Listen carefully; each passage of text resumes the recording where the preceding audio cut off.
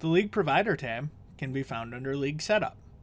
Then it will be listed as your league provider name. In this example, it's My Fantasy League.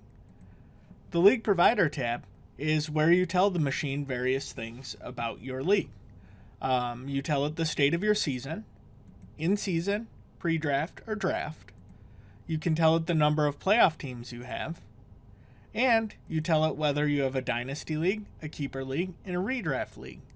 The machine will automatically read the number of playoff teams in your league, but if this number is incorrect, you can change it, and it's important to understand what we need to do if we change it. Let's say I have 8 playoff teams in my fantasy league. Now I just made this change. This change will only stay in my current session, unless I save this change to the Advanced Sports Logic server. That means every time I launch it, it will read this number of playoff teams as 8 instead of from my fantasy league. If I end up making a mistake in any of these, I can reset it to default settings. I can also save these settings to my computer so I have a backup, and I can restore from that file.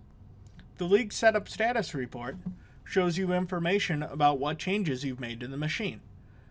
The 1 symbol means that this value was provided by your provider. So in this case, it would be from my fantasy league.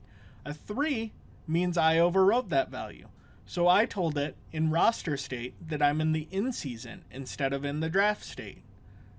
The 2 is data provided by the machine.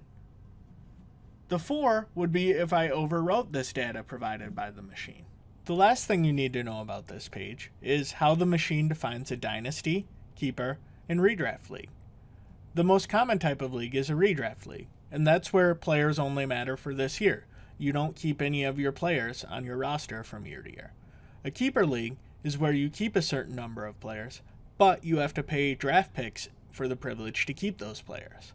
And a dynasty league is similar to a keeper league, where you can keep players, except you don't have to pay any draft picks to keep those players. You just keep them without having to pay anything.